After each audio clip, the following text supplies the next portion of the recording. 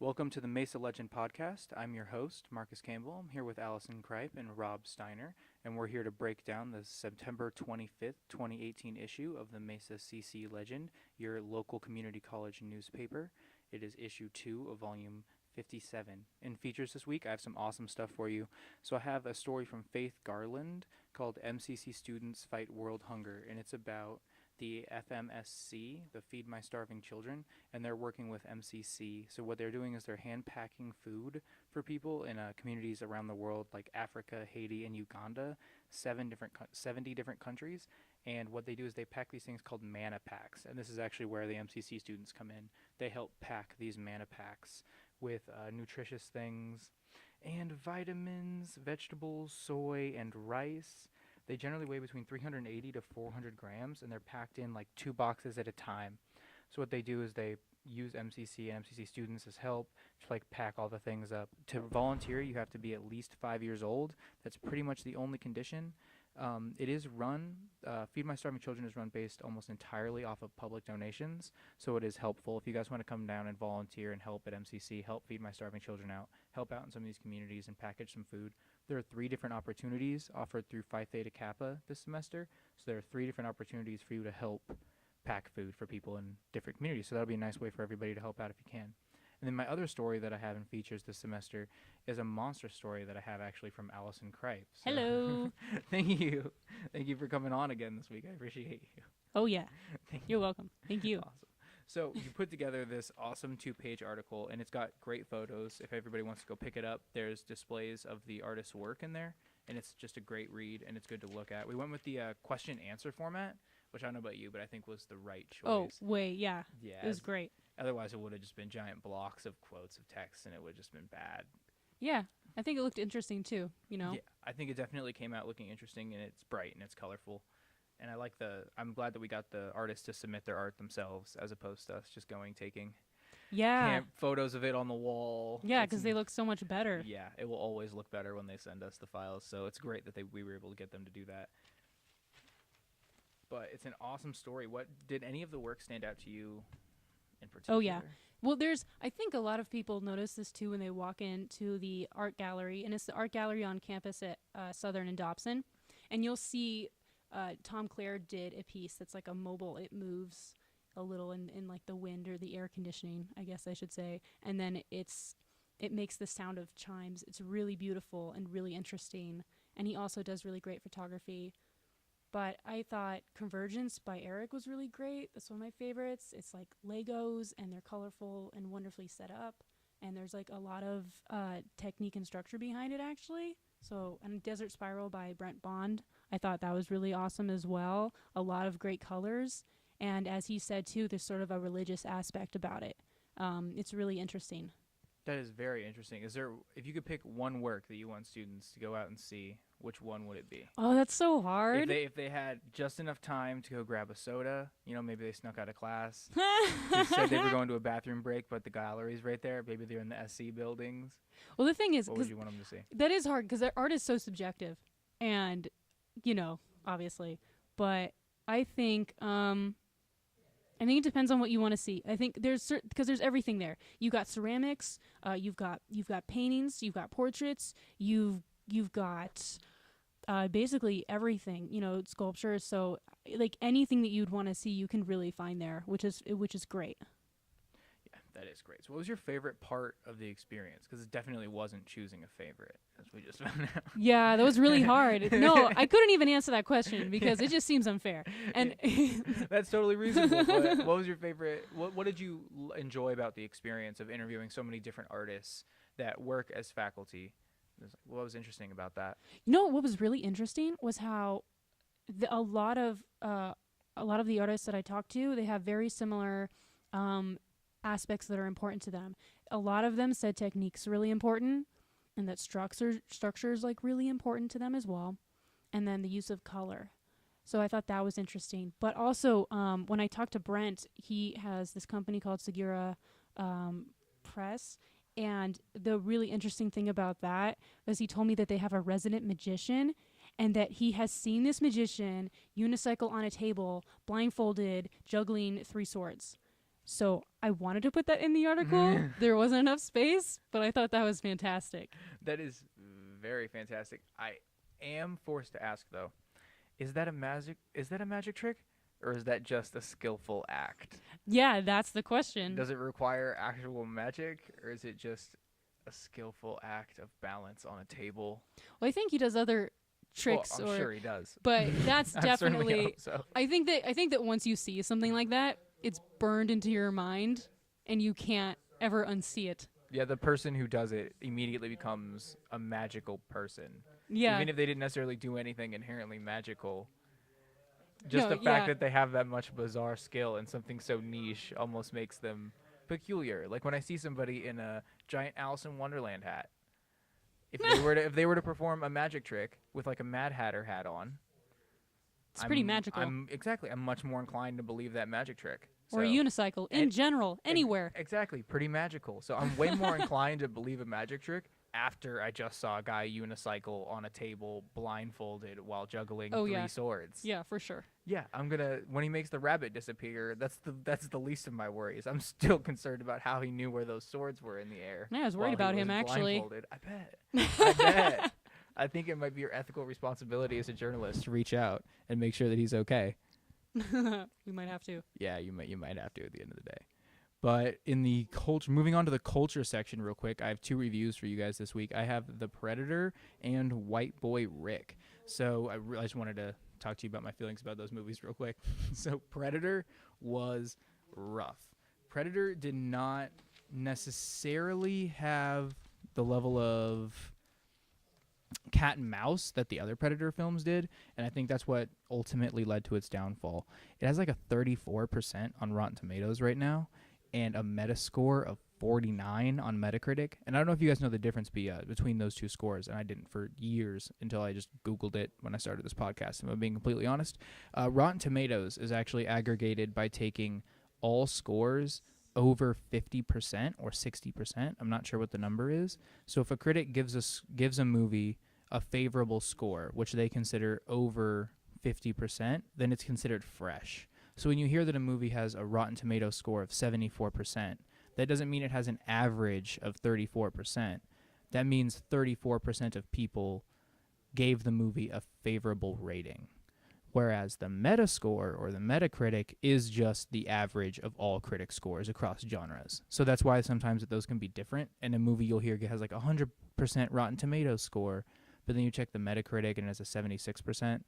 That's just because the Rotten Tomatoes score indicates that 100% of people enjoyed the film and gave it a favorable rating, but a favorable rating doesn't necessarily mean 100%, which is why the Metascore will indicate more or less the average of the critic scores. So Predator has a 34% on Rotten Tomatoes and a Metascore of 49, which is not good for either platform. So it's definitely not good moving forward. And I think a big problem with that was that it feels more like an Alien versus Predator movie without aliens in it than it does a Predator movie. The tone is totally different, which isn't necessarily to its detriment, but when you lose the cat and mouse aspect of Predator, I think that the whole story suffers because of it. I think the only thing that really is superior in this Predator movie to other previous films is the core group. I believe they were called the Loonies. They called themselves the Loonies. They were excellent. They were absolutely excellent. Trevante Rhodes, Keegan-Michael Key, and Thomas Jane, and there were a few other actors scattered in there, gave such solid performances, and they were far more entertaining than the bodybuilding group from the first Predator, or anything in the second Predator, and definitely more interesting than Predators or any of the AVP things. But I would definitely go see it if you're a fan of Predator. I wouldn't expect anything more quality-wise than AVP. It's slightly more interesting than AVP, but it's nowhere near as good as Predators. It doesn't stay as true to the character, and there's some really bizarre decisions. I'm not going to spoil anything for you. Olivia Munn solid, though, so if you're an Olivia Munn fan, you might want to go check it out. White Boy Rick was a totally different story, totally different type of movie. That film has a Rotten Tomatoes score of 60% and a Metascore of 60, so very rare that those two are actually even, but in this case they were at the time of the article's publication.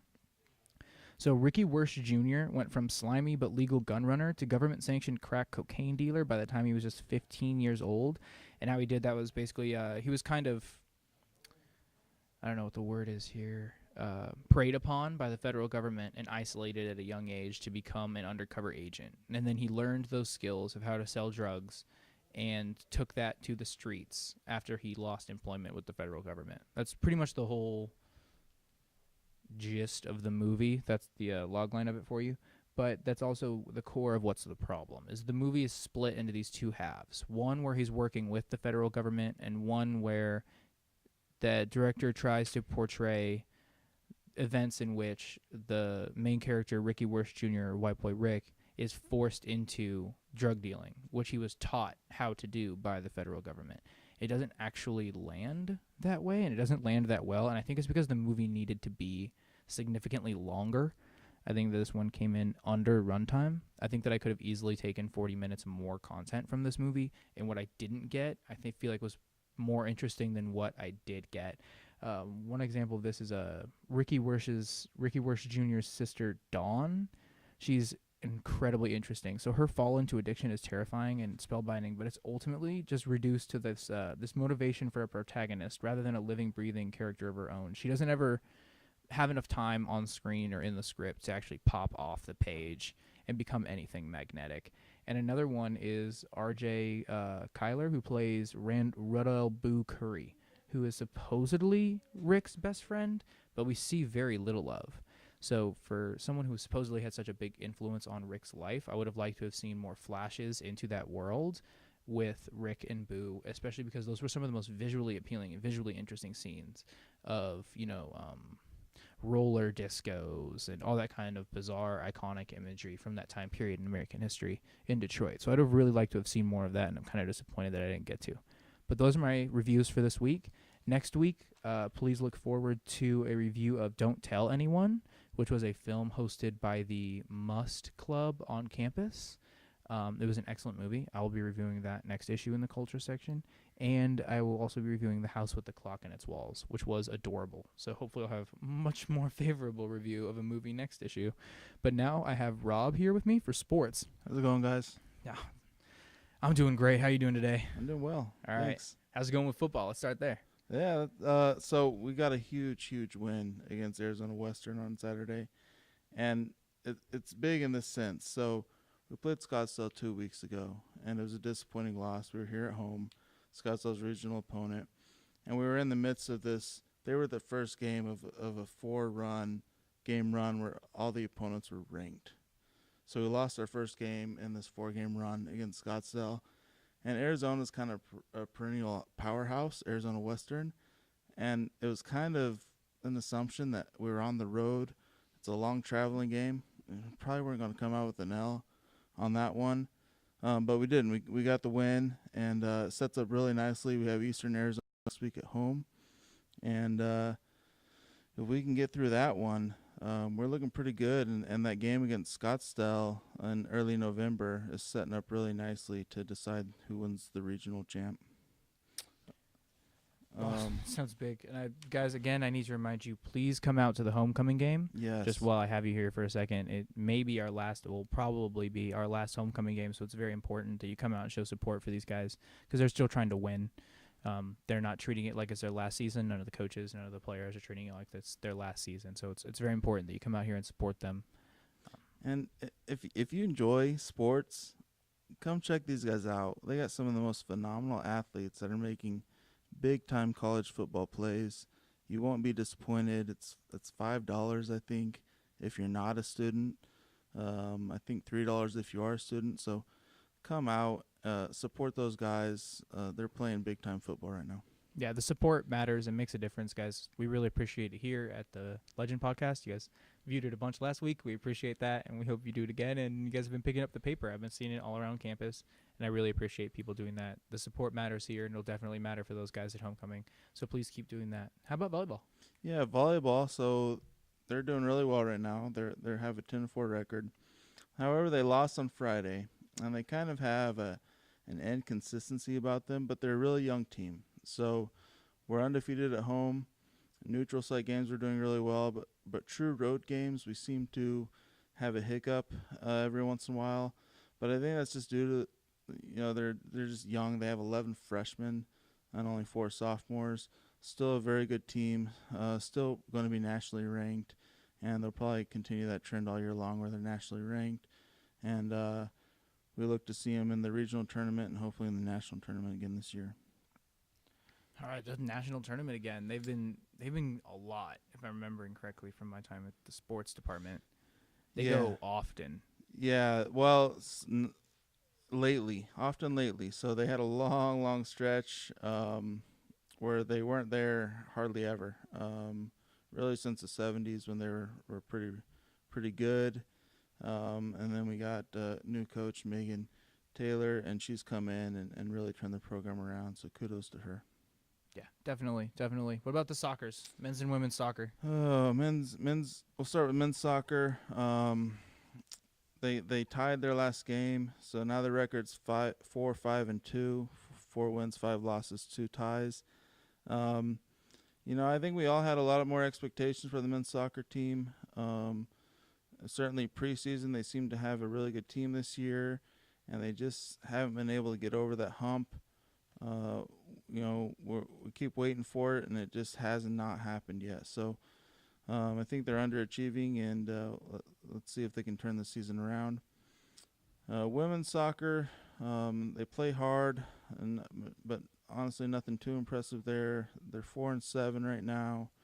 Their 4 wins were all just kind of squeak bys. But they're working hard. They're improving, and hopefully they can get to a higher, better place. Maybe even start preparing for a bigger season next year. Another thing in sports news we have is we lost our tennis coach, Coach Ali Borahani. He's now an assistant at Boise State. Ultimately good for him, bad for us. He's moving on to bigger, better things for his tennis career and coaching. We're now on the search for a new tennis coach. All right. Last thing I wanted to ask you before I let you go. I know you have a family and kids and people who depend on you. I'm here. No worries. All right. I wanted to ask you about your feature athlete this week, Lauren Palmer. Yeah. So Lauren Palmer, she's a bit of I don't know so much of a interesting story as far as everyday life, but maybe for a collegiate athlete. So she got to go play volleyball right out of high school. She went to Long Beach State. Ended up being her redshirt year. For you that don't know, the college athlete's allowed to sit out a year, and what they call their redshirt year, where they still practice with the team. They travel with the team. They're every bit a part of the team. They just don't play in the games. So she had her first year be a redshirt year.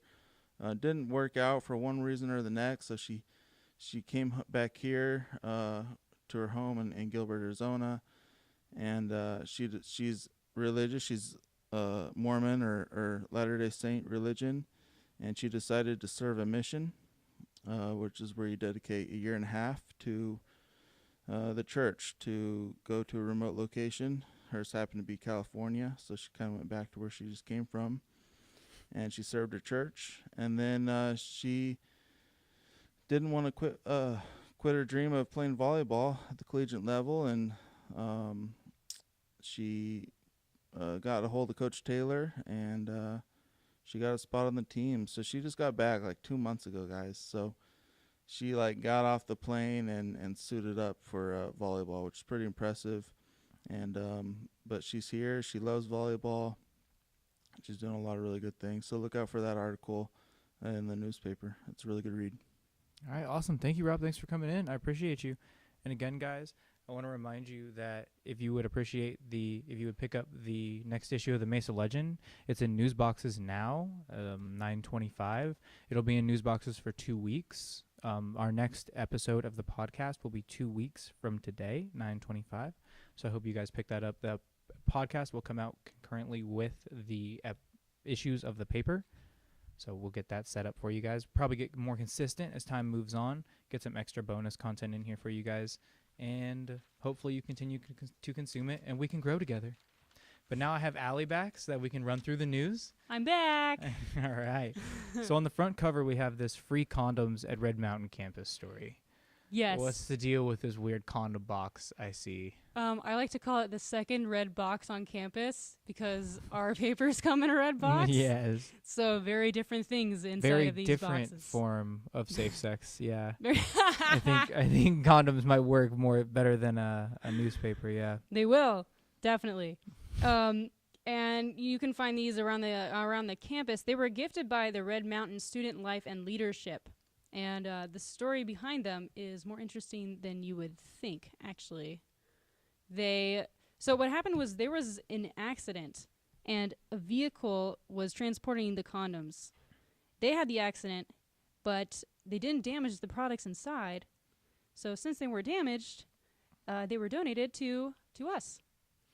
And that's how we got big boxes of condoms. All thanks to an accident. All thanks to an accident. So they first appeared at Red Mountain's campus, and they have since appeared at the Southern and Dobson campuses.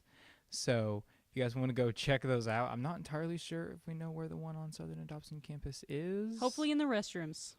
Hopefully it's in the restrooms and not at Grounds for Thought. I don't think they would appreciate that very much. Yeah, probably I don't not. think they would appreciate that very much. But that's what we have on our front page right now, so go check it out. Yeah, we have a really good front page this issue, guys. Go check it out.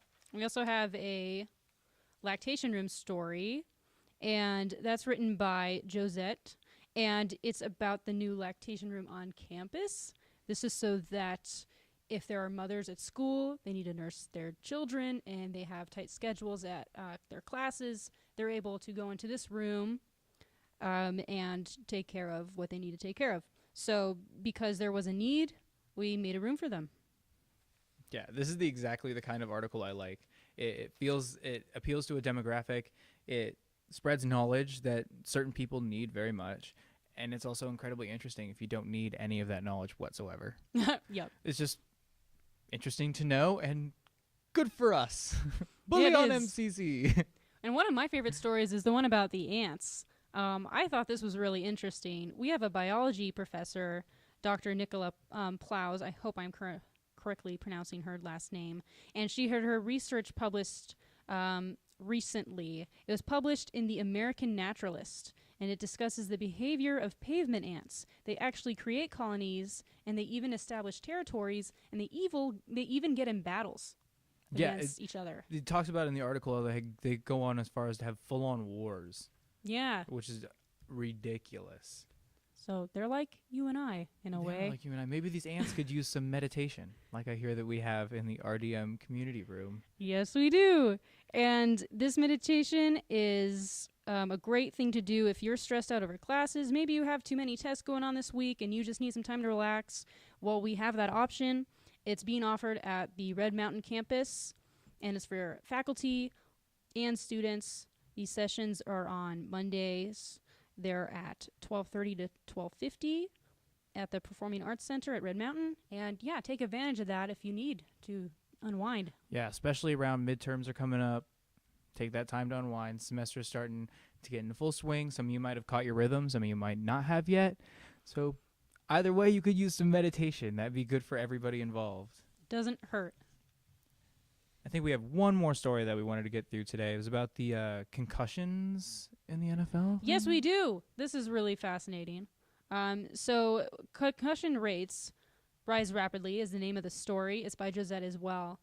And the NFL has a set of rules, the NFL. And then that has now trickled down to the community college. So players are restricted from using the crown of their heads to hit players. There's also certain body touching that's not allowed as well because it might lead to concussions.